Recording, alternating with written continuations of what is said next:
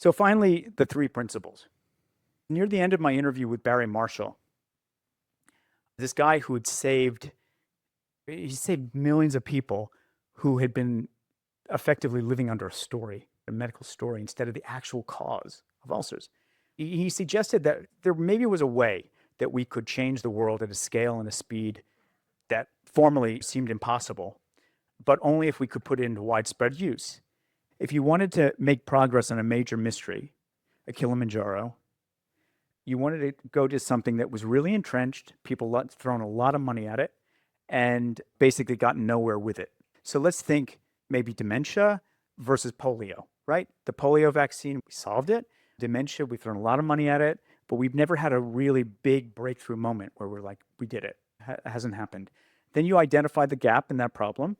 And I want to point out lit reviews and archives can have quite a bit of value in this space. You can make discoveries in those places, and then you plunge into it. And I would argue a multidisciplinary approach can be helpful, actually, at both those stages, the second and the third, to help you see it differently. And so finally, I want to leave you with this.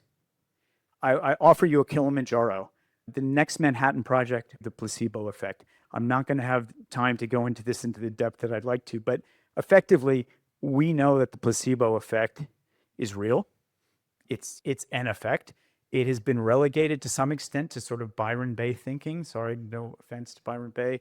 But what I'm saying is just new age, not rigorously scientific. And yet there's lots of accounts of people being cured of cancer, right? By saline injections or sugar pills. It's extraordinary. So why, given the fact that we spend $200 billion a year on pharmaceutical research, why wouldn't we try to have a concerted effort to crack whatever mechanism is happening there, right? We're all very readily will say, oh, it's mind over matter. What does that even mean? Wouldn't it be interesting to dive into that type of Kilimanjaro where there might very well be a remarkable outcome